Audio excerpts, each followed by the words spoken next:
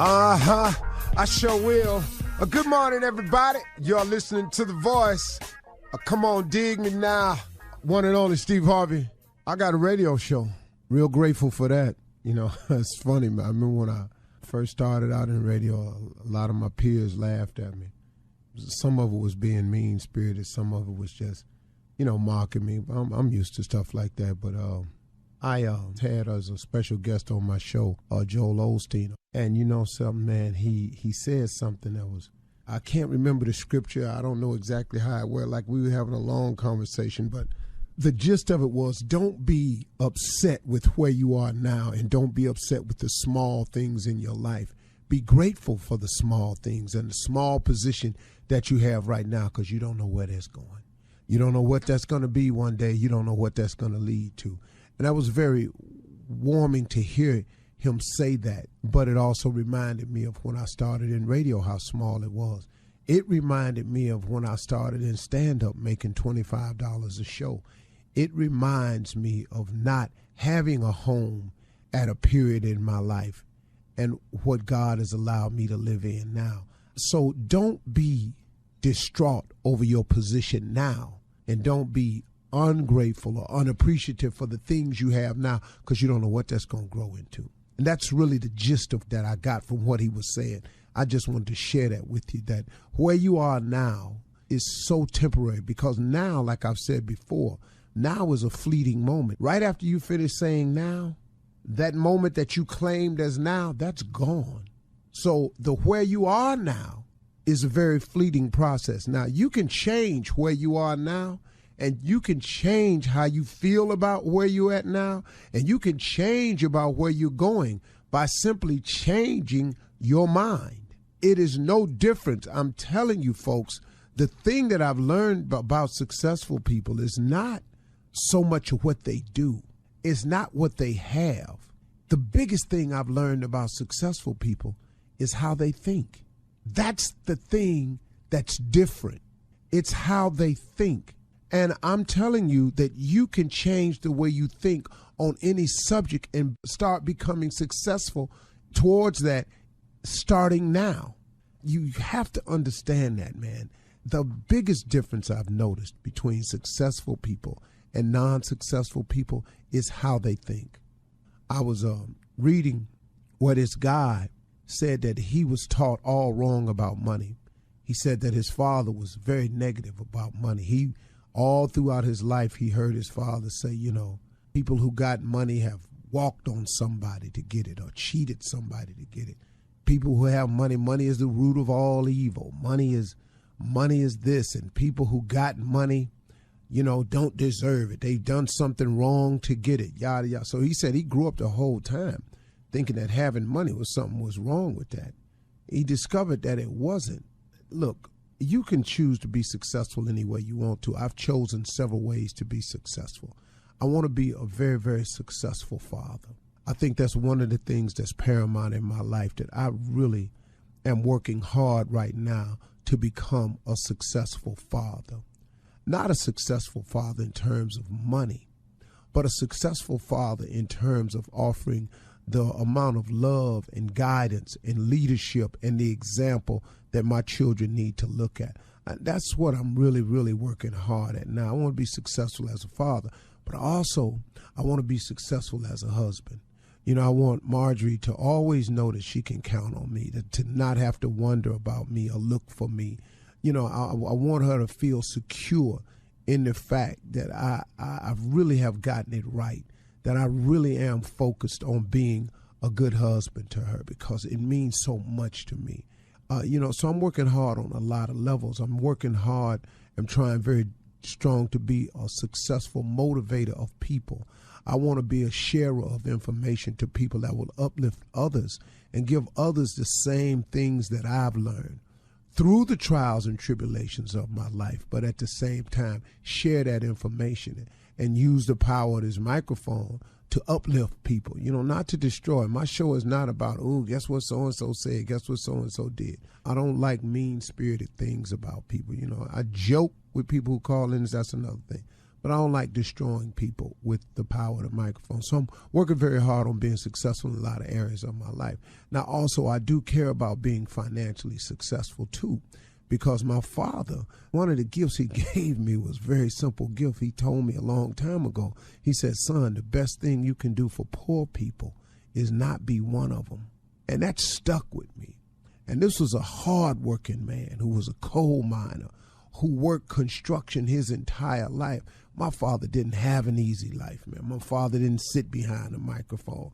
My father didn't come to work and people cheered for him. My father wasn't famous. My father was just a go-get-it dude. Now, he instilled that in me, and I've taken that and applied it to my craft, and I thank God for him for that. But I do try to be financially successful so that I can do some things with it to help some other people. Now, am I opposed to having nice things? No. Do I apologize for having nice things? No. And why should I? I work. You know, I'm not on the radio asking to give me money, you know, so I can go buy a car. I'm working, so I don't feel how you want to feel, and other people do feel that way about it. But if success in terms of finance is what you're lacking, you can go about the business of doing that. I'm writing a book, and that whole book is about teaching people how to become successful. And, man, I'm breaking it down in a way where everybody can get it, man, because I want the college student to get it. You know, I want the working mom to get it, the single mom to get it. The hardworking father that's been trying to hold his family together can get it. The father that ain't ever got it together and feel that because of that reason he can't be the father he needs to be. I'm writing something, man, to put it into words to let you know that God is a forgiving God, and that God is a merciful God, and that God can get you out of any situation you find yourself in. You just can't beat yourself up every time you make a mistake. I make mistakes all the time, man. I just got to remind myself to get up. I ask God for forgiveness. I call on his mercy and his grace, and I get up and I go again. But it's coming, man. And if finance success is what you want, you got to change your mind. You got to start thinking about how to produce it. The first thing you do is you got to ask. You got to ask to have a life and have a life more abundantly. That's a scripture, that he comes to you to give you life and to give you life more abundantly. That's a scripture. That ain't a joke. That ain't a theory. That's a fact. And the fact that if you don't have a life of abundance, you can get that by asking.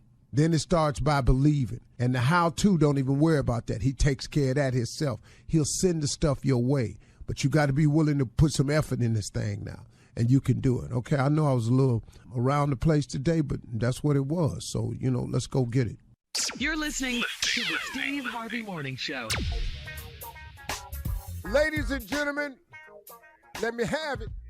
Your attention. Steve Harvey Morning Show is on us. Just like the morning, we here as long as God give us grace and mercy. Here we go again. Shirley Strawberry. Oh, Carla like Farrell. Mouth Utter South. Junior and me. Yeah. Junior, what's on your mind today, man? You know what, let's just talk about it, The plan is the plan. It is what it is. Your goals are your goals. But the minute adversity show up, we spend 2-3 years because we had one thing go wrong. Talk to that. How do you fix that attitude? How do you get people to understand, like, hey, it ain't gonna be perfect at all? Well, I know people who get stuck on their failure, but I want to share something with you all. When you fail at something, I've said this a million times, it's a part of the process. But let me tell you what failure is. Failure is an event. Mm-hmm. Failure is not a person. It's an event. You've got to learn how to move past and through the events, because events will always be happening. Circus is coming to town. New Year's Eve, 4th of July. It's events. There's a parade downtown. Macy's Day Parade. There's always an event. We're doing fireworks. There's a picnic, class reunion. It's an event. But when is the circus, though? Because I like it. Failure is an event. It's not a person. Stop letting these events define who you are. You no more a failure than you the 4th of July. You no more a failure than you are New Year's Eve. They are events, and once the event is over, it's over. New Year's Eve ain't coming no more for another 365 days. It's an event. Failure will happen again. You just don't know when. It's an untimely event. It's usually an unplanned event, an unexpected event, an unwelcomed event. But all it is an event. You are not an event, you are a person. I refuse to allow an event to describe who I am. I am strong. I am powerful. I'm a child of God. I'm a man of faith. I am disciplined. I'm hardworking. So when I fail at something, that event happens, I get on back to being who I really am. Stop letting the event define you. Failure ain't nothing but an event. That's all it is. Let's move on. Yeah. Can't keep having 4th of July. And we're not going to entertain this foolishness with you, Shirley, about this damn circus. You brought it up. I did. Well, I didn't ask you to stay on it. I can't help it. I can't stand little raggedy co-host. All right. All right, look. Coming up at 32 minutes after the hour, we're gonna run that prank back with Junior in for the nephew right after this. You're listening to the Steve Harvey Morning Show. All right, it is time now to run that prank back with Junior in for the nephew. Junior, what you got this morning? Something that most of us have had, probably none of us at the same time, but the nephew definitely has. Very confusing. Don't worry about it. It's called Problem at the Valet. I don't know how you get one, but you can get one. Problem at the Valet. Come on, Cat. Hello. Hey, Orlando. Hey, Tommy. How's it going? Hey, man, what's going on? You doing all right? I'm doing good. What's up? Hey, listen, I need you to do something for me. Do you need your car details? No, not this week. Listen, I got something I want you to do for me. I'm doing a prank phone call, and I want you to call this guy and tell him you're the valet downstairs. Ask him for his ticket number and tell him, hey, we got a little bit of an issue, but my manager's going to call you back. Are you sure you want me to do it? You're the valet guy. That's all you got to do. All right? Why does a Mexican guy got to be the valet guy and you get to be the manager? What's up with that? Just make this. I'm going to click over and make the call. All I want you to do is just tell him you're the valet guy. Will you do that for me? All right, man. I got you. All right. Hang on. Just hang on. Hello? Hello. Is this Mr. Franklin? Yes. Can I ask who's calling? Oh, yes. I'm Orlando with Valet. Did you park a Lexus with us about 30 minutes ago? Yeah, I did. What's going on? What's this about? I'm just going to need your ticket number real quick. There's a small issue, and once you get the ticket number, I could have my manager just call you back. 5346. But why do you need my ticket number? Is there something wrong with my car? Did something happen? My manager will call you back, and he'll give you all the details. Okay. So something did happen to my car? Once I give my manager your ticket number, he'll call you back shortly, and he'll tell you everything. Okay, well, can you have him give me a call as soon as possible? Because I would like to know what happened to my car if something happened. I don't really understand what's going on here. I'm sorry, I have to go. But you can't tell me anything else before you leave? I mean, there's no details that you can give me about anything with my car? Like I said, my manager will handle it. I have to get going. Perfect, Orlando. That's perfect. All right, I got it from here, bro. I appreciate it. Let's call him back. Hello? Hello, is this Mr. Franklin? Yeah, this is he. Can I ask who's calling? This is Cliff, man. I'm the manager here down at the Valet. Oh, great. Thank you. I've been waiting to hear from you. Oh, my God. 30 minutes ago, you pulled in with they're telling me a silver or light gray Lexus. Yeah, that's my car. What's going on with my car here? Okay, and what's your number? Is it 5346? Yeah, that's my number. I mean, I already went through this with the other guy. Can you just tell me what the hell is going on with my car? Okay, are you able to come downstairs right now? No, I can't. I valeted over there. I'm at a lunch with a client somewhere else. I'm not there right now. Why do I need to come down right now? Can you just What is happening?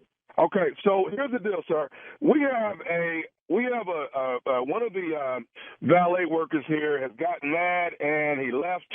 He quit the job and he's gone. He's left the premise. The problem we're having right now is we don't see your car.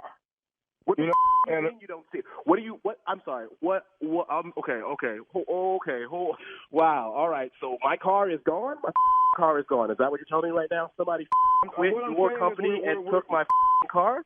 Well, hang on. We're looking on every floor, and we're trying to figure out if it got parked somewhere else. But he's gone, and we're that's why we called to get your number on there. Parked somewhere else, man? What the do you mean? Do I have a car or not? Did my car get stolen? How many floors do you have? How long did it take? I just bought that car. That is a brand new car, and now it's just vanished. Are you kidding me right now? Well, hold on. I understand. Let me ask you something. Is there a way maybe you can come by tomorrow and we can try to work something out and just see if, No, there is no way I'm coming by tomorrow for a car that's missing today. First of all, we need to get the police involved in this. I don't even know why. Wait, slow down, Mr. Franklin. Police right now.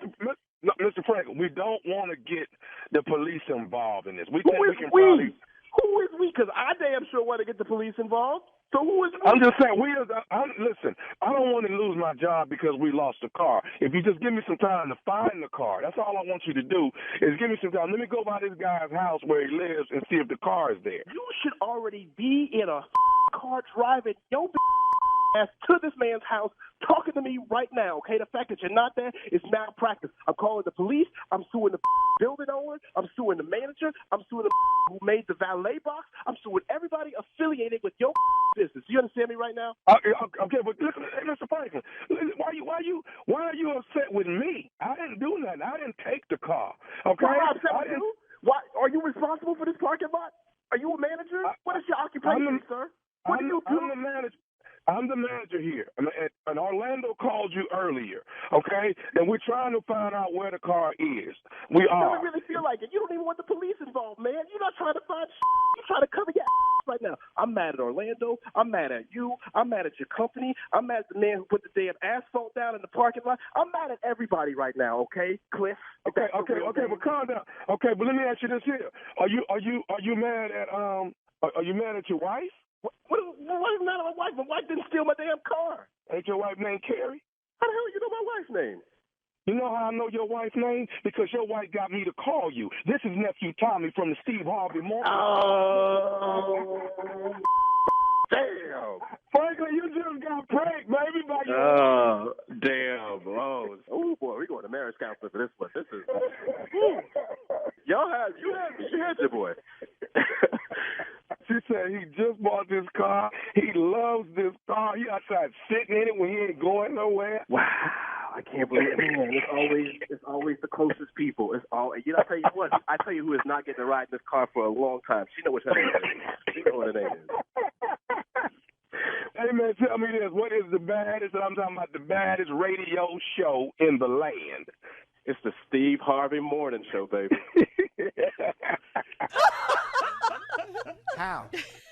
How you have problems at the valet?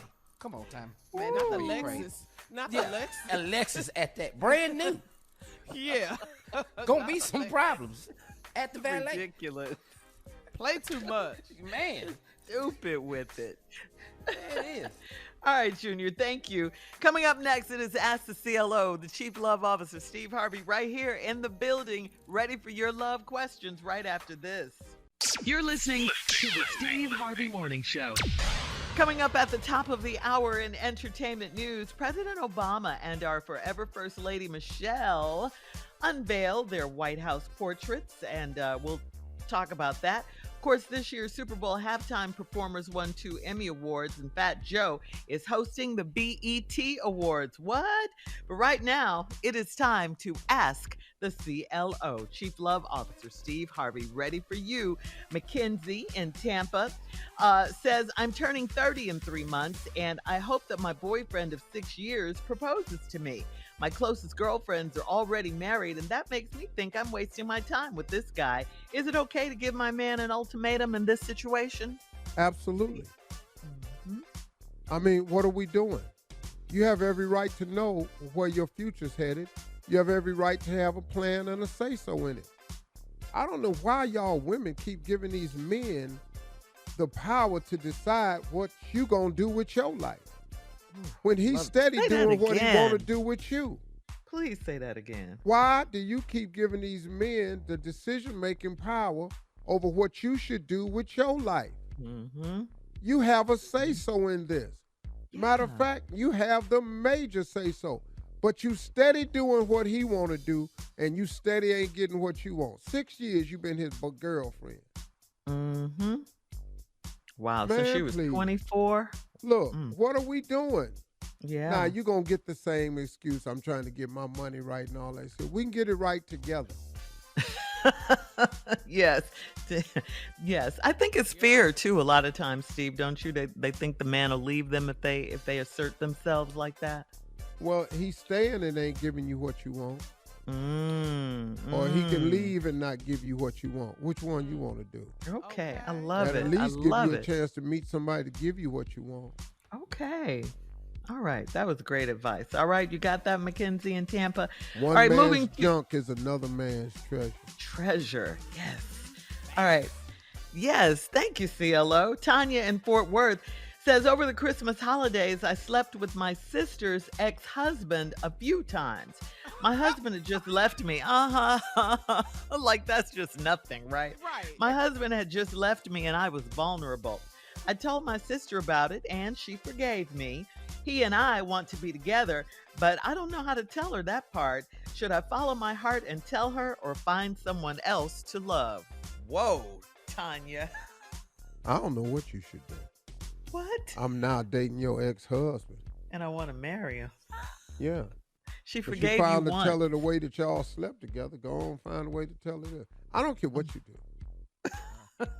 Why don't you care though? Why? Because I don't like real messy ass situations. 'Cause this And is then too crazy. Yeah. And then people want me to figure that out for them. I ain't finna figure out nothing. And she How already this- knows the answer. How this feel to you? Right. Yeah. Pick somebody Your else. sister. This is your sister. She forgave you already one time. Come on now. Well, she says she was vulnerable. Everybody vulnerable.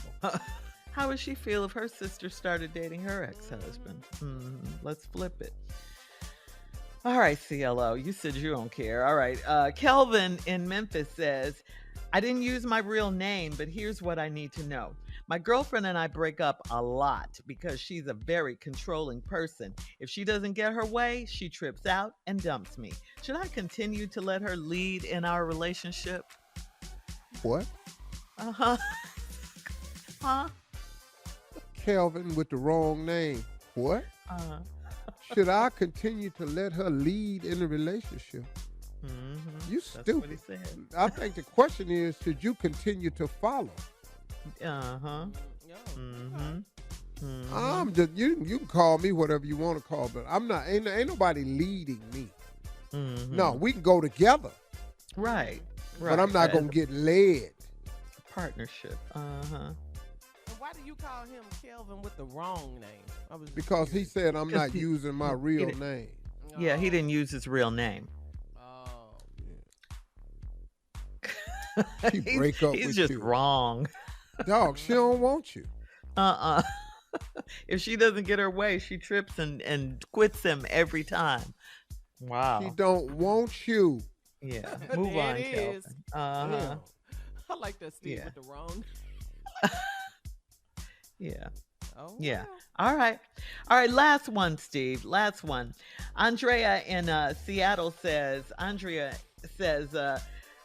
I've heard that you really learn a person after you travel with them. My man and I went on our first vacation and he trashed the hotel room. He stole towels, was rude to the lady that cleaned our room daily.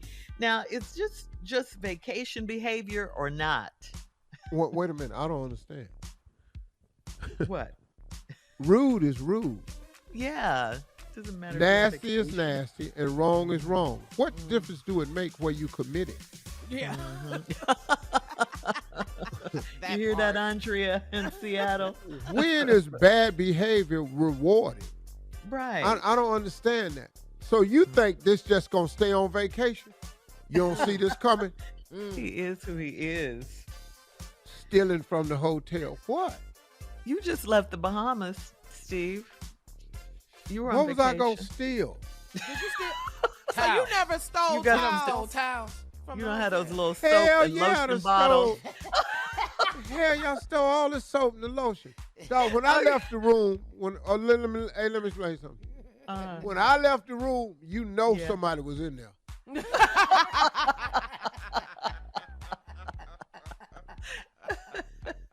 Dog, I took every towel.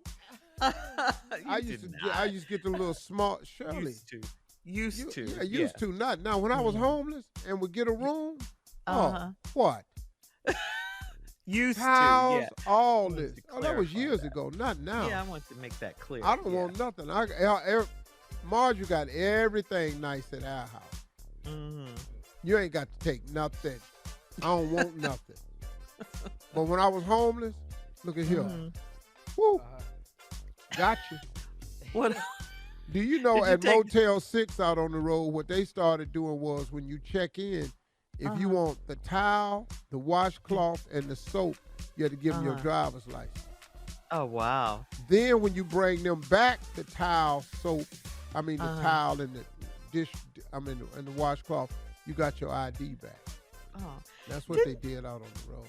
What you mean when you bring them back? When you brought them back So dirty? you take them back to the front desk. You had to go to the front desk, get your towel. In Motel 6. Tom Bodette, leave the light on. Leave the light on. Steve, didn't you tell us one time that you were responsible for them nailing the pictures to the wall and the TV? Yeah, all that. All Didn't that. you tell Mounting us? TVs, putting on mounts. Yeah. I was responsible for all that. That's a All shame. the pictures you see nailed to the wall, I created that. Yeah. The TVs on them swivels that's mounted, I created that. I'm the reason you have pay before you pump at the gas station. I was driving off with tanks full of gas. I'm the reason for a lot. 85 was a rough year now. Thank you, CLO. Great advice this morning. Coming up at the top of the hour, we'll have some entertainment news for you right after this. You're listening to the Steve Harvey Morning Show. Well, we're still on cloud nine from seeing our former President Barack Obama and our former First Lady Michelle Obama back in the White House for the unveiling of their official portraits. The portraits of both President Obama and our beautiful forever First Lady Michelle Obama will be placed in the halls of the White House alongside portraits of all the other presidents. Love it. The unveiling was held in the East Room, and it felt like a big family reunion at the White House. President Obama even seemed giddy as he addressed the audience and told a cute joke as he commended the artist for doing such a great job on Michelle's portrait. Take a listen. It was important to find the right people to paint them. I want to thank Sharon Sprung for capturing everything I love about Michelle. Her grace, her intelligence, and the fact that she's fine.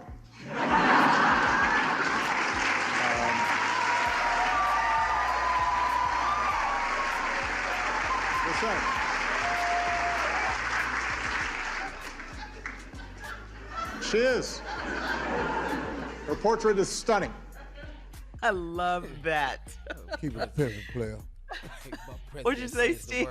Keep it pimping, player. Yeah. He sounded good, didn't he? Brought back great memories. Mrs. Obama thanked her husband for such spicy remarks, quote, as the audience continued laughing. So now, when you go to the White House, if you get a chance to visit the White House, you'll see those stunning portraits on the wall next to all the other ones there. Yeah, because the former a nice president break. Was a hater, didn't want. Yeah, that Trump portrait. didn't wanna want. hang Yeah, him. he didn't. He want to have the ceremony there. Yeah. Absolutely. Yeah. He's Such an idiot. He was. I hope he get in some damn trouble. He is in trouble. He just gets out of it, or nobody does anything about it. He's in trouble. At this year's Super Bowl, hip hop and R&B royalty took center stage for the entire halftime show. We all saw it for the first time in history of the big game. Snoop Dogg, Dr. Dre, Mary J., Kendrick Lamar, 50 Cent, and Eminem's halftime show was loved by everyone. And to prove it, each one of them has won 2 Emmy Awards, one for Outstanding Variety Special Live and for Outstanding Production Design. This is the first time a Super Bowl halftime show has won, and Outstanding Production Design. The Emmy Awards airs this Monday night on NBC with Kenan Thompson. You know him well, Steve, because he does such great impressions of you on Saturday Night Live. I don't think they're so damn great. Yeah. Well, everybody else loves him. Well, you probably gonna be at the Emmys. That's what you probably gonna Yeah. have to see. Kenan Thompson will be hosting the Emmys. In other award show news, BET announced that Fat Joe will host this year's BET Hip Hop Awards. And Fat Joe went on record saying this will be the biggest award show in history. Okay? My man. I ain't know. mad at you, boy. We loved when Fat Joe was guest hosting the Wendy Williams show with Remy Ma during Wendy's absence, so he's probably going to be a great host. And Steve, you and Cedric the Entertainer hosted the very first BET Awards back in 2001 in Las Vegas. Now, how was that? You know, does that bring back memories? Would you ever host the BET Awards again? Well, probably not. I'm not as valid in that culture. Mm-hmm. No, I'm really not. You know, I know that for a fact. There's too many people that's in that culture that could be more valid than me in that position. You know. You think so? You and Sad together. Wow. I mean, you know, that would be a throwback, but I don't think they'd ask us that. I think, you know, they move on. You know, hip hop dominates the BET Awards, and you know, we're not involved in that way. Oh, I don't think what they you're see saying. us that Yeah. way. Mm-hmm. You know. Okay. Well, the BET Award airs. They air on October 4th. So there you Hip go. Hop Awards. The Hip Hop Awards with Fat Joe. That's gonna be good though. It's gonna be good. We're gonna watch it for sure. Yeah. Yeah, Fat Joe will be a good host. Yeah, I think he will. He's got that personality. That big personality. Well, he said it's going to be the biggest award show in history. Bigger than the Oscars, bigger than the Grammys, everything. Ain't nothing gonna top the Oscars now. Okay, nothing unless you're going to slap someone. Unless something happens. Yeah, and you never know because they're live. You never know what might happen. That's the thing. But yeah, I don't know, Steve, though. I know that hip hop dominates these awards, but I would love to see you and Sid host again because, you know, the partnership was just magic. And we don't see that kind of magic anymore, you know, like that between two comedians like you guys were. Oh, it was greatness. Greatness. You know? I mean, really. Yeah. I thought it was greatness, but When you came off that chord as Spider-Man in the hood, man. Boy, just ignorant. Man, Spider-Man in the hood, dog, didn't solve a crime. I swear to God, boy, had me. Hey dog, wasn't trying to. I'm not solving no damn crime. That's when I get shot. You gotta be kidding. I mean, did you even think about it? You and Seth spent time in the Bahamas. Did you guys ever think about doing something else together? Man, I had such a great time with my dude, man. We really realized how much we miss each other, man. That's just my dude, man. For real. We love Sid and Steve. We do. All right, well, coming up at 20 minutes after the hour, we're going to talk about September as Sickle Cell Awareness Month. Junior, What? we definitely want you to chime in on this one. We'll talk about it when we come back right after this. You're listening to the Steve Harvey Morning Show. This month, September, is Sickle Cell Disease Awareness Month, and sickle cell disease is an inherited red blood cell disorder. Healthy red blood cells are round, and they move through blood vessels, small blood vessels, to carry oxygen to all parts of the body. And someone who has sickle cell disease, the hemoglobin is abnormal, which causes the red blood cells to become hard and C-shaped. 86% of African Americans have the disease or carry the sickle cell trait. 86% of African Americans, Steve, have sickle cell disease or carry the sickle cell trait. What? Junior, of course. Wait a minute. Are you serious? Yeah. 86% of African Americans, and they don't even know it. Or if they don't have it, they carry the trait. And of course, Junior, I have it. No, trait. I'm saying that you could have the trait. You gotta get tested. I have the trait, Junior. I have the trait. Carla, see right there. Carla got the trait. I knew I had it. I had the trait. Yeah. I'm not going down there. Will you shut up? I have it. I'm gonna leave mine alone. 'Cause I ain't mentioned it. He don't know he there. I'm not gonna shake him. Talking about hey. Will now, you? the other tests, you got to go get your prostate exams and all that. But this here test right here, no. It's not the end of the world. All right, yeah. I know it's not Thank the you, end of the Junior. world, Junior. Thank you, Junior. Shirley, me and Junior talking about this now. You wouldn't your even go story. down to the hospital when he had his last crisis. Okay, It was so don't his talk to me crisis. about you and Junior. He did crisis. call though. He did call, but he He hung know right how to up. handle a crisis. I don't, and as you can tell, I don't have the trait, nor do I want to know. You have got to something now. There's a new medicine out Yeah. that Junior has been taking that has limited his crisis opportunities. Is that correct, Junior? Yes, sir. I'm on a drug called Episodes, Endar. crisis episodes. Yeah, man, it's the latest drug. It's that's not been an proved. episode, Carla. It's It's a crisis. The episode is something come on TV. Would said you let crisis. Junior talk? Okay, Yeah, I'm Junior. trying to help Junior talk, but you're not going to sit up here and tell him he was at the episode like he was watching. Be quiet, Monica. Can't nobody Junior, hear you. Junior, you're planning let me talk to Junior for a second, Steve. You're planning a town hall meeting September 22nd. In our last few seconds, tell us about it quickly, please. Yes, it's a town hall called Let's Talk About Sickle Cell, man. You can go register at kiershope.org/town hall. kiershope.org/town hall, and I'm gonna be talking about sickle cell in all aspects. So if you got questions, come talk to me. We're gonna change this whole thing, man. I am proud to do this.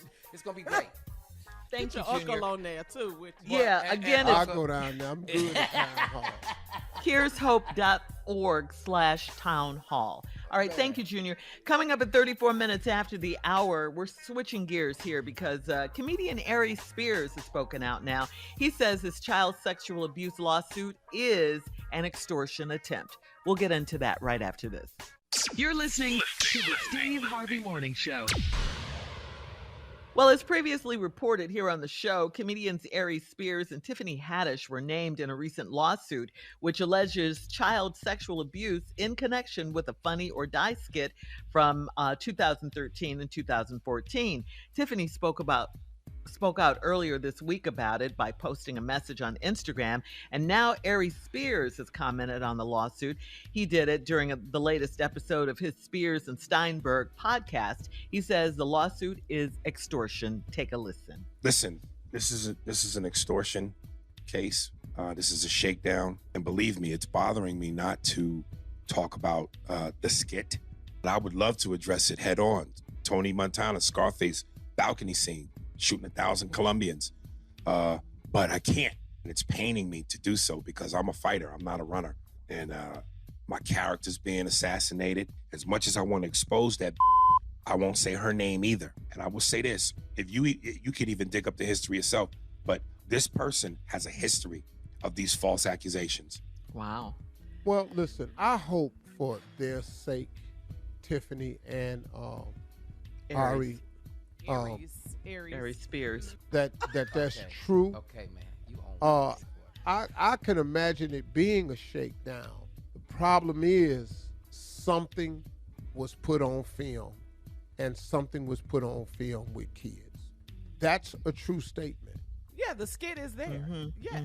So, It's a Funny or Die skit. and yeah. the title of the skit, "The Mind of a Pedophile," right there. It just don't bode well for comedy. I think it's a lesson. Sometimes, there's lessons in other people's lives too. You don't have to experience everything yourself. Sometimes knowing what not to do is equally as valuable as knowing what to do. Yes, I mean, statement. nobody in their right mind should have thought a skit called "The Mind of a Pedophile" was gonna work. Mm-hmm. Right. And then to take and film something. Right. Whether some kids and the mama knew about it, there probably is some shakedown going on, but you can't give them a pin to stick you with. You can't help the shakedown. Right. Yeah, That's you right. can't provide the shake. Yeah. Yeah, yeah. You participated. You were there. That's a fact. You did. Because Tiffany said, "I wish I never had participated in the skit." Yeah, she said it wasn't funny. It was in bad judgment, but they can't talk about it. I know the lawyers can shut them down, and I hope this pans out well for them. I hate to see their careers just go away, and something happened in 2014? 2013 and 14. Mm-hmm. Yeah. I wish them the best for everybody involved. But yeah, I mean, that's all you can do until, the facts come out and we see. Whew. But yeah, this is a tough one. And we'll keep you posted. I mean, we're following it, We're following it, the story and everything. Yeah, that's I mean, it's really something. And she said what she had to say earlier. So Ari Spears has his podcast, and he was able to address what he could address on his podcast. So he can't say a damn thing. He need to be real quiet right now. Yeah, I mean, the title alone I just don't understand. The title of the skit? Yeah, the title of the skit. Like, the mind of a pedophile. Yeah. Who was in the room thought this was a good idea? Did nobody say nothing? Yeah. Like, hey, we finna do what? I'm finna be a part of what? Yeah. I'm not finna do that. You always need around you. Come on, dog. You're not. Yeah, come on, dog. Well, you come on, dog. Hey, man. Person.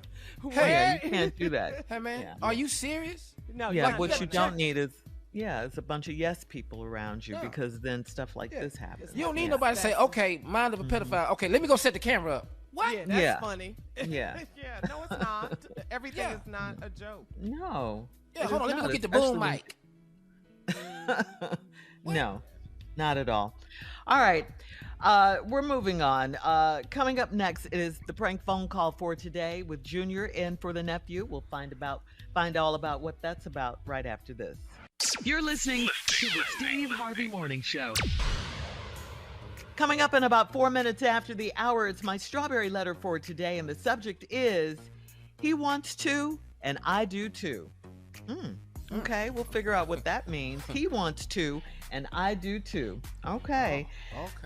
We'll get into that a little later, but right now, it is time for the prank phone call with Junior right here, working hard overtime. In for the nephew. What you got, Junior? I'm gonna tell you, these people are needed, and I agree with the nephew on this one because this is how ignorant this is. These people are needed, and they have a role in our community, and we should respect that, and we should all sign up for this. Now this is gonna be different now because the nephew's doing this, but I'm telling you, prostate checkers, they have a role in our society. Okay, we need them. Okay. Got to get your prostate checked. Okay, you got to get that. So here it is, Cat. Come on. Prostate checkers, PSC. Hello, I'm trying to reach a Roger. This is Roger. Hi, my name is Greg. I'm a PSC. I got you on my schedule. I'm supposed to come by your house tomorrow morning at about 7:15. I just want to give you a call and give you a heads up and let you know we will be there about 7:15. From my understanding, you go to work at. You say you're a who? I'm a PSC, sir. I'll be there. I'll be there tomorrow. I got you on my schedule for Monday morning, and I'll be there at least about 7:15. From my understanding, you go to work at 7:30, and my procedure's only going to take a couple minutes. But I wanted to just kind of give a friendly call and let you know that I will be by there tomorrow morning. What's a PSC? PFC? What you say? A PSC? PSC, sir. PSC. I will be there tomorrow. I've been in business probably for the last, I guess, about 13, 14 years now. What is PSC specialist? What you do? Oh, I'm sorry, you're not familiar? How you got me on the schedule? I ain't signed up for nothing. Oh, I got you on my list here. I don't know who put you on here, but it's been paid for and everything for me to come by and do my job. And like I said, it'll only take me a couple minutes, and I'll have you on your way. How you get my number? Say again? How did you get my phone number? Sir, everything I have, I got 20 stops tomorrow, and I got you scheduled as my first stop tomorrow morning. I don't know. I got your phone number. I do have your address. Are you at Drive? Yeah, that's my address, but I'm not scheduled for nobody to come to my house in the morning. I got to go to work in the morning. I'm not going to be here. Right. My understanding, from my understanding, you pull out about 7:30, and I'm going to get there at 7:15. Like I said, the procedure only takes about 2-3 minutes, and I'll be on my way. Who told you about all my information? You know, when I leave home and everything, who is this? Like I say, my name is Greg. I'm a PSC, and I'll be there. Okay, you said that already. You'll see me tomorrow. I'm sorry. I just wanted to give you a friendly call here on Sunday and let you know that I'll be there. I'll be there about 7:15, and we'll get you taken care of, and then I'll let you get on your way to work. You still ain't telling me what you're supposed to be doing. Sir, a PSC is PSC. I'm a prostate checker, and what I'll be doing is coming in and checking your prostate tomorrow. Oh, hell no. You ain't coming here to check my prostate. I get my prostate checked by my doctor. Who are you talking about coming to check my prostate? Not at my house. You ain't coming to check my prostate. And you know what? I get this all the time. I get a lot of people that are in denial, a lot of men that claim that they've my prostate is fine.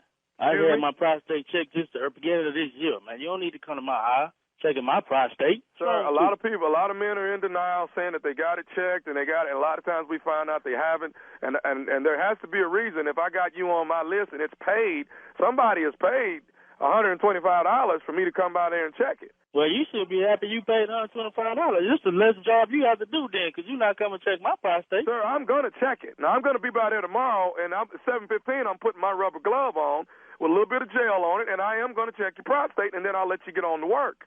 Well, I tell you what, that rubber glove ain't going nowhere near me, homeboy. I tell you what, you bring your on over to my house if you want to. It ain't going to be pretty, and it ain't going to be nice with you in your rubber glove.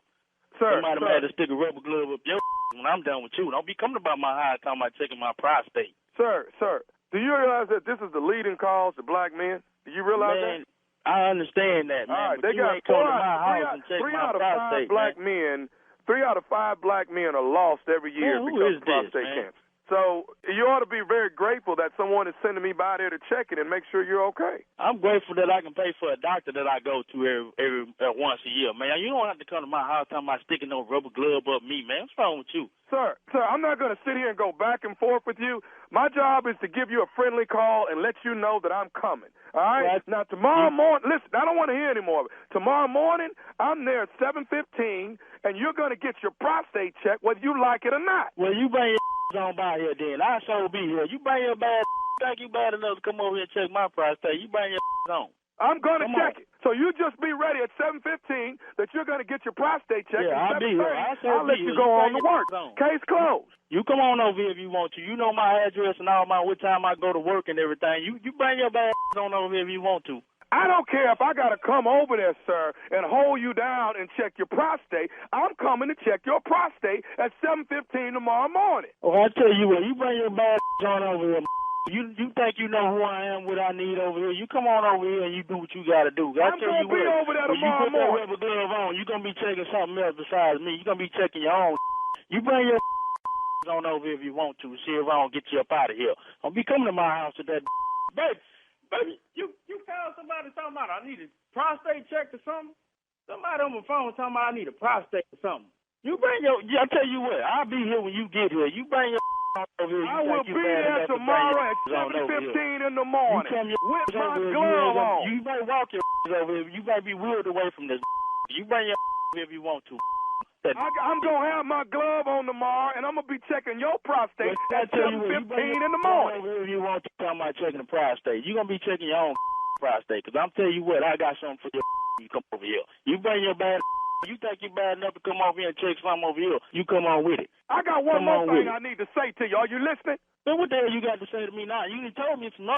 What's this you got to tell me now? Are you listening to me? Just bring your on over here. You're going to be hearing me. I'm going to be over there, but I got one more thing I want to say. Are you listening?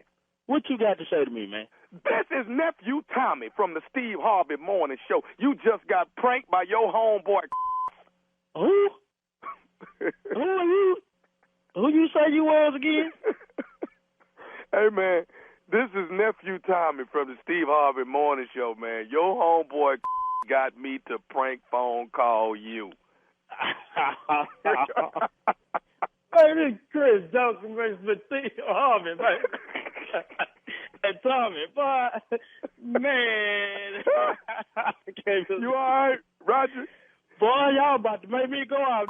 I wonder who the hell gonna come out of somebody's house to do a prostate check, man, on a regular basis like that, man. yeah, I sure got me, man. I'm gonna get him back, boy. I can't believe he do me like that. I'm gonna go over there and check his prostate. I don't even think he get his checked on the regular. I want to have somebody come check mine. Hey, man, I got one more thing to ask you, man. What is the baddest? I'm talking about the baddest radio show in the land.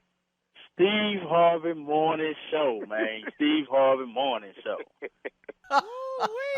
Is making the community healthier. That's what we do. Yeah.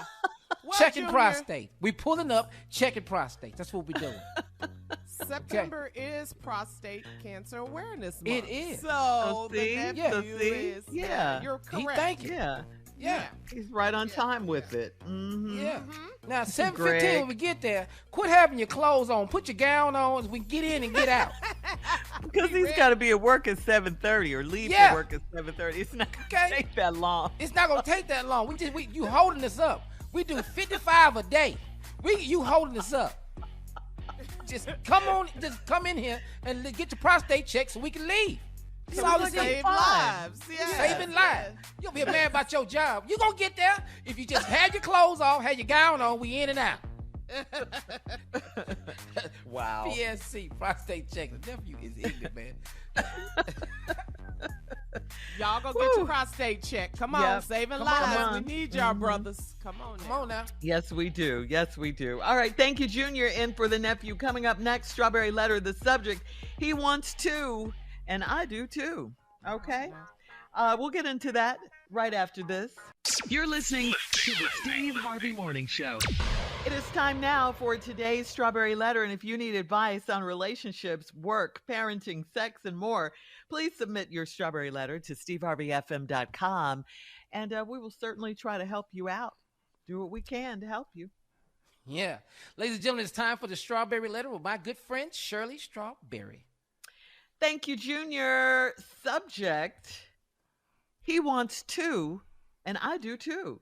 Dear Steve and Shirley, I've been in an open relationship with a great man for almost 3 years. He's been considerate of the way we chose to structure our relationship until a few months ago. To me, no one can be truly faithful, so I chose to be open with my boyfriend. If we're tempted to have sex with other people, we're always honest with each other until recently when I caught him out with another woman and she said he was her boyfriend.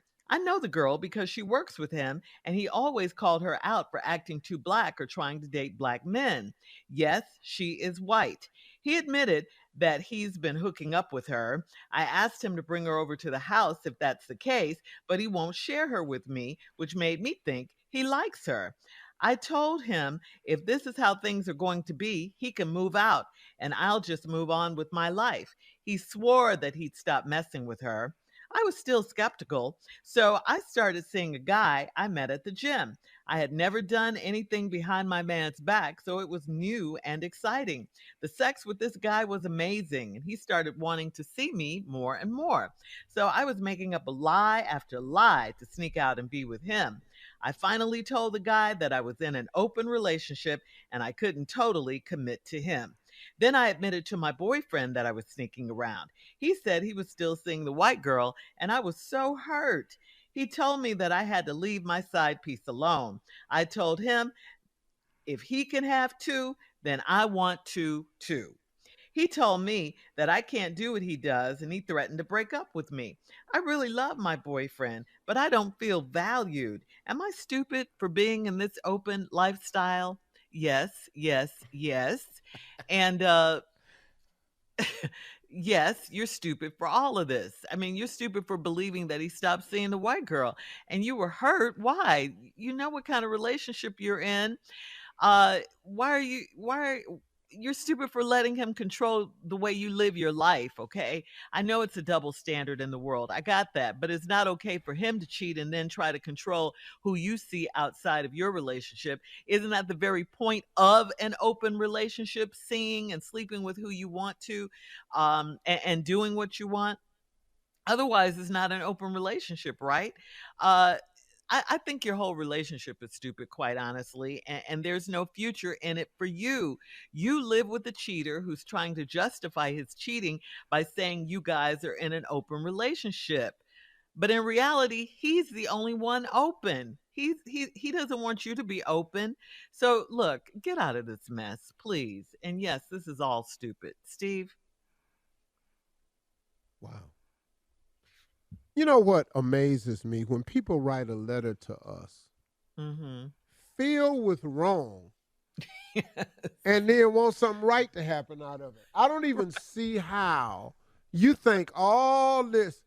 I'm going to read this letter, and I've circled unbelievable statements. Okay. Let me see. I wish I had a sound effect. Ding. I need a bell. I think we have a bell. He wants to, and I do too. I just need a ding. Yeah. Perfect. Woo! When I say bell, can you hit it instantly? Okay, here we go. All right, it always amazes me that we get these letters that come in filled with so much wrong and unbelievable remarks, comments, and statements, and they want us to make some good out of it and some rightness out of it. Right. So I'm going to read this letter. I'm going to ask for a bell every time I'm about to say something unbelievable. Dear Shirley and Steve, bell, I've been in an open relationship with a great man for almost 3 years. Did you hear that?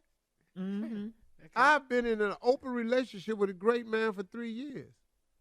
Bell, he's been considerate of the way we choose to structure our relationship. Until a few months ago, Bell, to me, no one can be truly faithful. Oh my God. So all marriages are doomed. So I choose to be open with my boyfriend, and if we're tempted to have sex with other people, Bell, we just always be honest with each other. If we are tempted to have sex with other people, there goes the faithfulness out the window. Okay. Hang on, Steve. Right there is a good place to stop, okay? Because we got to take a break. At 23 minutes after the hour, we'll come back and we'll have part 2 of Steve's response to He Wants To and I Do Too. That is the subject. We'll be right back. You're listening to the Steve Harvey Morning Show. All right, come on, Steve. Let's recap today's Strawberry Letter. The subject, He Wants To and I Do Too. Like I said earlier, you write Shirley and I with these ridiculous statements, these crazy, all this wrong going on, and at the end of it, you want something good to come out of it and want us to solve a raggedy-ass problem. Well, we're not going to do it today, but what we are going to do is show you how raggedy this thing is. I'm going to ring a bell every time I'm about to read something unbelievable. Ready? Here we go. Dear Steve and Shirley, bell. I've been in an open relationship with a great man for almost 3 years. Okay. Bell, he's been considerate of the way we choose to structure our relationship. I bet he has. Until a few months ago. Bell, to me, no one can be truly faithful. So I choose to be open with my boyfriend. Bell, if we're tempted to have sex with other people, we always be honest with each other. Until recently, I caught him out with another woman. And she said he was her boyfriend. I know the girl because he worked with him and he always called out for being too black and trying to date black men. Yes, she is white. Bell, he admitted that he's been hooking up with her. Wait a minute. Didn't you just say y'all in a relation? Y'all in an open relationship? Mm-hmm. Where is the surprise when he admitted to hooking up with her? Right. I asked, I don't know where, Bell. I asked him to bring her over to the house if that's the case, but he won't share her with me. What? Which made me think he likes her. I told him if this is how things is going to be, Bell, he can move out and I'll just move on with my life. I ain't know y'all was staying together. He swore. Wait a minute, hold on. Bell, he swore that he stopped messing with her. I was still skeptical. Oh, so you think now all of a sudden he don't lie. He a cheat. Y'all in an open relationship, but lying is out the question. What? Wait a minute. He ain't supposed to lie. He can spread himself all around town. He just can't lie. He swore that he stopped messing with her. I'm still skeptical. Bell. So I started seeing the guy I met at my gym. I've never done anything behind my man's back, so this was new and exciting. The sex with the guy was amazing, and he started wanting to see more and more. Bell. So I started making up lie after lie to sneak out with him. You was just appalled that your man would lie. But y'all can sleep around, screw anybody you want to screw, and then when you lie about it, now that's what? I finally told the guy that I was in an open relationship and couldn't totally commit to him. Bell. Then I admitted to my boyfriend that I was sneaking around. Hear the truth. Bell. He said he was still seeing the white girl. Bell. He told me I had to leave my side piece alone. Bell. I told him if he can have two, then I want two too. Bell. He told me I can't do what he does, and he threatened to break up with me. Wait a minute, break up what? Yeah. Bell. I really love my boyfriend. Oh, my God. Where that come from? There's no love in this at all. This ain't love. That's the way he's reading it. I know. Bell. But I don't feel valued. Oh, wait really? a minute. Oh, you want value now. You passing yourself around like potato chips, but you Lays can't just eat one. But now you want to be valued. Your man know you passing your tail out all around town. Now you want value. Are you kidding me? Bell? Am I stupid for being in this open lifestyle? No, I just think you stupid. Period. What was this letter about? How do you come to me and Shirley and go, am I stupid for being in this open lifestyle? How's it working out for you? Yeah. But Steve. One more thing. Stop writing us if you going to do wrong and then at the end want me and Shirley to make it right for you. Fix it. Now, what was you going to ask me, Shirley? I was going to ask you, when he told her he was still seeing the white girl and she was so hurt. Yeah. What is you hurt for? What? Ain't you got the man at the gym? Yeah. What are you? Am I stupid? Yes. Write us no more. All right, listen, leave your comments on today's Strawberry Letter on Instagram and Steve Harvey FM, and check out the Strawberry Letter podcast on demand, please. Coming up next, it is Junior and Sports Talk right after this. You're listening to the Steve Harvey Morning Show. All right, it's time now for Junior and Sports Talk. What you got, Junior? Oh, first of the year, pimpin'! What's up, ladies? Just go with your feeling, pimpin'. Just go with your feeling. Hey, what's up, Shirley? What's going on? Everybody good? What's up, Chocolate? Hey, Pippin, what's happening? Hey, what's up, Mouth of the South? That sure is a sexy nickname. All right, now. Here we go, pimpin'. Saints Falcons, pimpin'. Saints versus the Falcons. Who the Falcons quarterback now? Oh, Mariota. Marcus Mariota. Yeah, Jameson down there, and is Jameson? I'm gonna go with the Saints. All right, Saints. That's cool. We go with that. 49ers, Bears. Oh, the 49ers, man. They gonna run that boy George all over the field. All right, Steelers, Bengals. Oh, I hate both of them. But I hate the Steelers more. Come on, Cincinnati. Yeah. Eagles, Lions.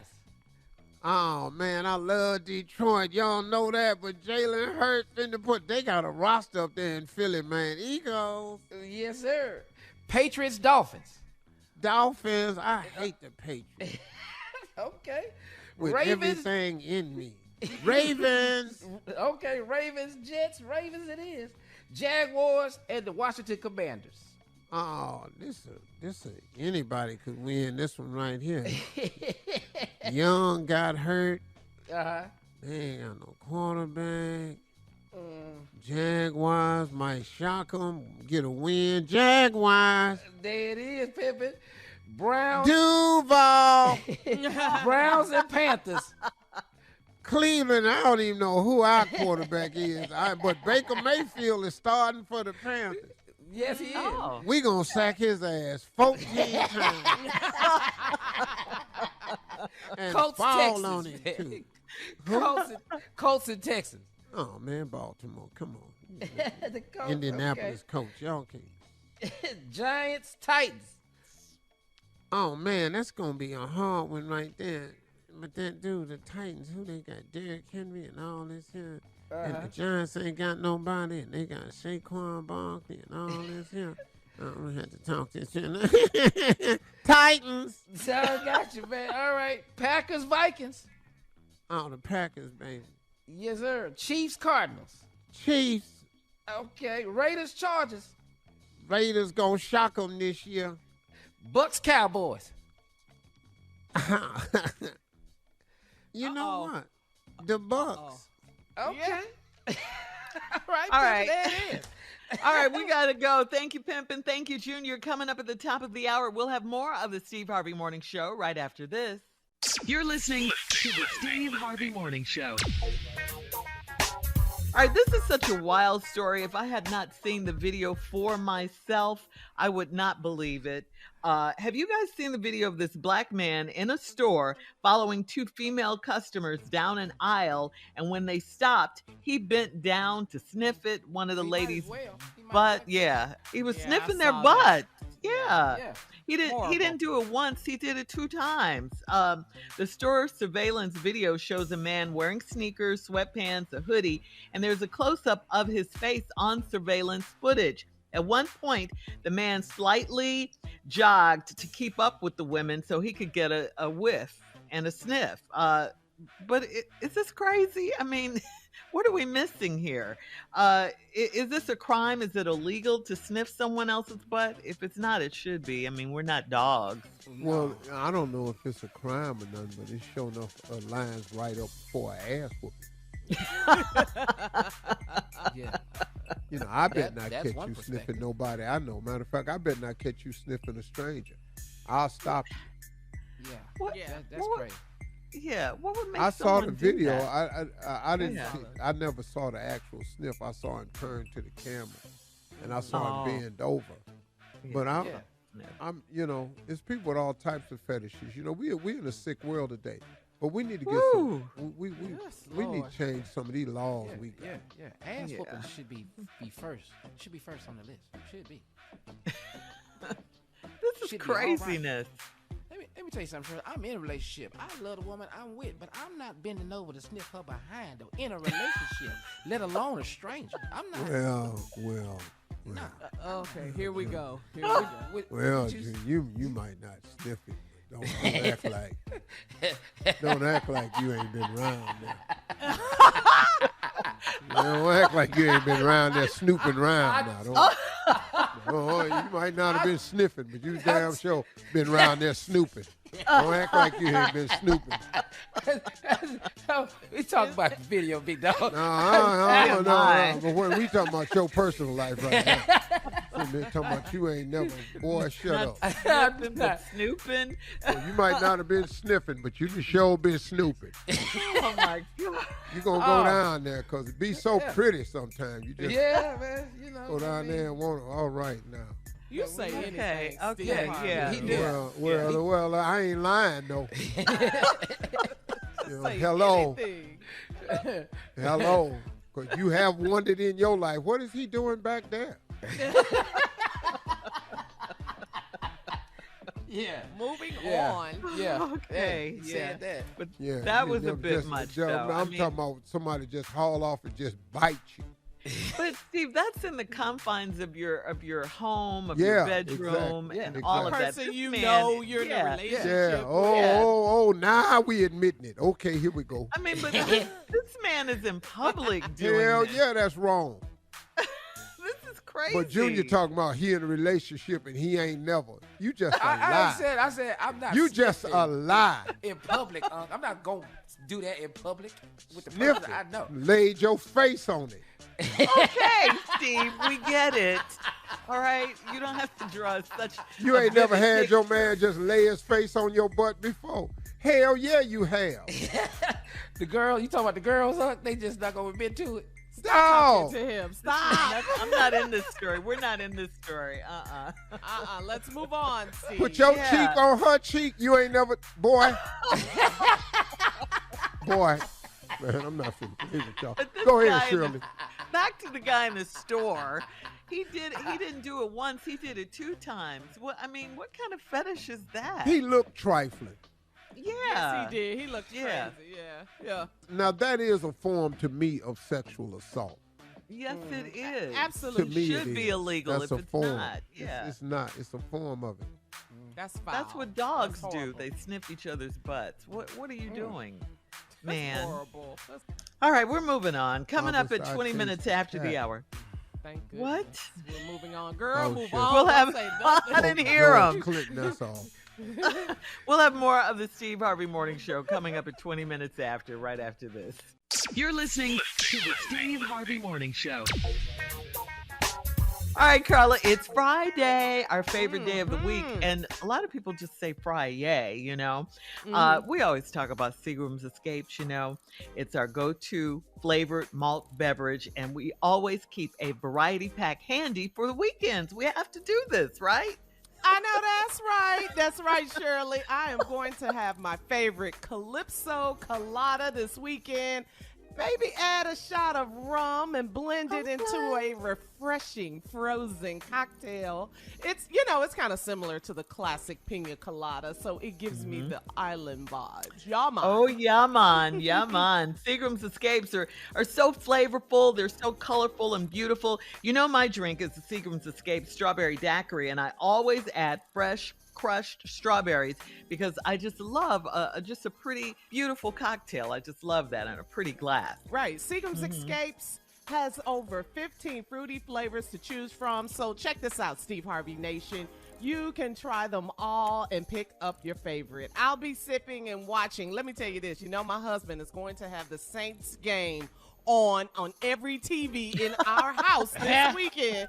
So that's what I'll probably be doing. Can't watch nothing else. What about you, Shirley? All right, I'm gonna watch my old black and white movies. I love them. I love them. I love them. And I'll be on my sofa sipping happiness with Seagram's Escape. We can create just good vibes, no matter what we're doing. So sip happiness, okay? Do like us and just sip happiness. We'll have more of the Steve Harvey Morning Show coming up. At 33 minutes after the hour, we'll play a round of Would You Rather right after this. You're listening to the Steve Harvey Morning Show. All right, it's time now for Would You Rather. Would you rather be cross-eyed and rich? Or would you rather make average income and just be handsome? Hey, all day. Well, I'm average income now and handsome. On certain days. No, this you're is the not. first time I've ever heard you Let's say stop. that. No, you're not. On certain days. No, you're not. No, you're not. You got both of them wrong. You're above average income and you're not handsome. That's A and B. I will be cross-eyed and rich, though. I never see nobody. I always talk at an angle. I swear to God, I will. I have on them P. Diddy glasses and be quiet. I know that's right. All right. Would you rather be a comedian on a cruise ship, or would you rather be a male exotic dancer in Vegas? Some pain on that cruise ship. That cruise ship. That's what I was thinking about. Oh, man, you can't go nowhere. Okay, well, all right, well. Yeah. So Vegas it is. Come Sex on. and chocolate. Yeah. Making it rain, ladies. And now coming to the stage. I'm talking about the most unattractive Chippendale dancer. Show your love. Man. What would your names be, Steve and Junior? Bring you guys out. Bring yourself out, Steve.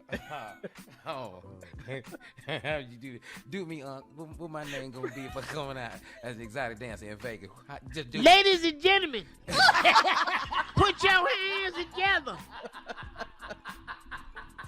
Here he comes. He's so stupid.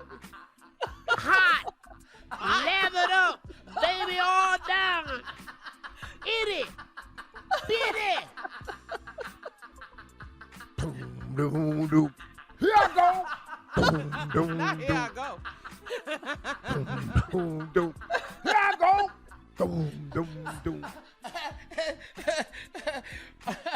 Oh man.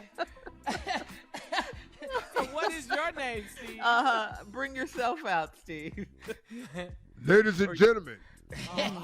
No, ladies, put your hands together.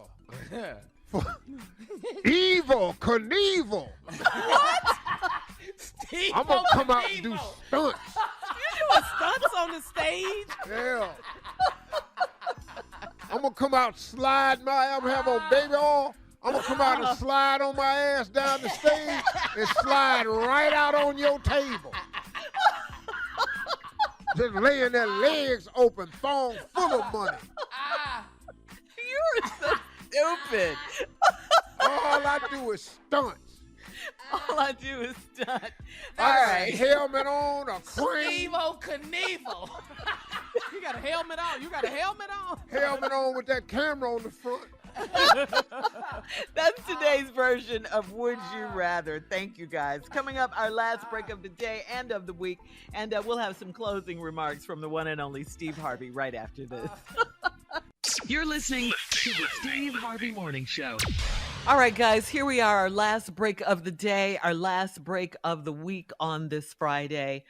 And Steve, before we get to your closing, we want to send condolences once again to the family of David Arnold. In case you don't know who David Arnold is, he was a stand-up comedian.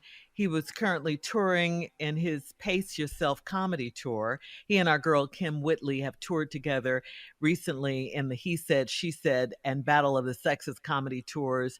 David passed away on Wednesday. He was 54 years old. A lot of comedians knew him. You knew him, Steve. Junior, you know him. Yeah, man, I knew him. You know, I didn't know him personally. Mm-hmm. You know, we had no ties. But man, this dude was funny.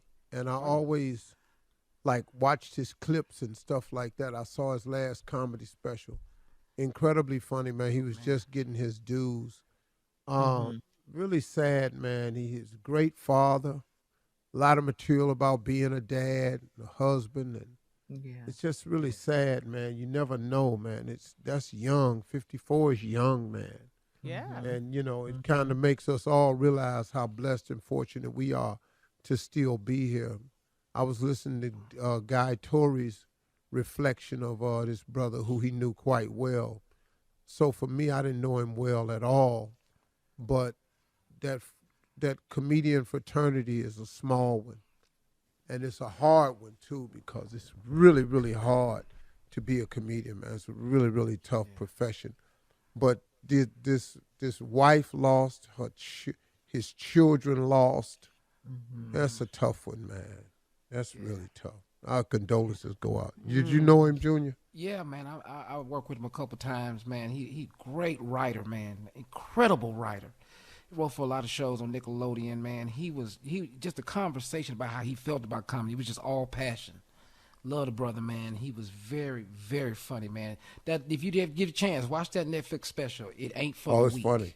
It ain't for the weak. It's just pure genius, comedy wise, man. So we condolences to his family. Man, Absolutely. Man. So sad. Oh, Yeah. my goodness. Very sad. Yeah. Heartbreaking. Heartbreaking. Yeah. Yeah. Okay. Life, man. All right, Steve. I know this is a hard transition, but Well, I mean, you know, it's a part of life. You know, we were talking earlier about changing directions, and this has nothing to do with David Arnold. So I don't want anybody to try to think I'm tying the two together. I was choosing to speak on the subject of changing directions. You know, sometimes as human beings, having the power of choice, I don't know if you've done this before, but have you ever made the wrong choice? I'm not saying you have, but I'm saying if you're listening to me, you've probably made a bad choice before. I mean, we've been making bad choices since we were born. I mean, who ain't? But when you make a bad choice, sometimes it's better to admit that you've made a bad choice and just, I'm no longer going to go down this path. It's okay. Stop looking at how much time you've been on the path, how much you've invested in the path, what people think about you on the path. If you're on a bad path, man, you're just on a bad path. It's okay to change your mind. It's all right. It's okay. Look, man, some people stay in situations far too long. I know I have. I've stayed in a bad situation far too long. And when I knew good and well this was not working for me, and I stayed anyway. Now, I have no one to blame but myself for that. The other person didn't make me stay. It wasn't the other person's fault that I made the choice. This was me. I made a decision. Well, when you make these decisions, folks, it's okay to change your mind. Man, my father used to say all the time, don't get stuck on stupid, boy. Once you determine it's stupid, you can stop. Don't get stuck on that. Because it's a mistake you've made. Everybody makes them. It's okay to go in another direction. And it's okay. Look, man, I'm all about being ride or die. But I'm gonna be ride or die with somebody that's ride or die with me. If you ain't ride or die with me, how you want me to be ride or die with you? You want me to be loyal to you, but your loyalty to me is gone. So I just say to people all the time, don't be afraid to change your mind. Don't be afraid to get off the bad path. It's okay. There's no law that says you have to ride it out. Now, if you said some vows, okay, I got that. You probably have a different obligation. But at one point in time, you got to remember, too, that the other person said something, too. Now, if you're not going to keep yours, you please need to stop looking over here at me. Because I'm going to make the same decision you make it. It's just the way it is. It's called life. Ask God for forgiveness and get on about your business. But don't stay on the bad path and you know it's leading you to nowhere. Ask God for some help, some mercy, and get on with your life. Hey, that's it, y'all. Talk to God today, y'all. He'd love to hear from you.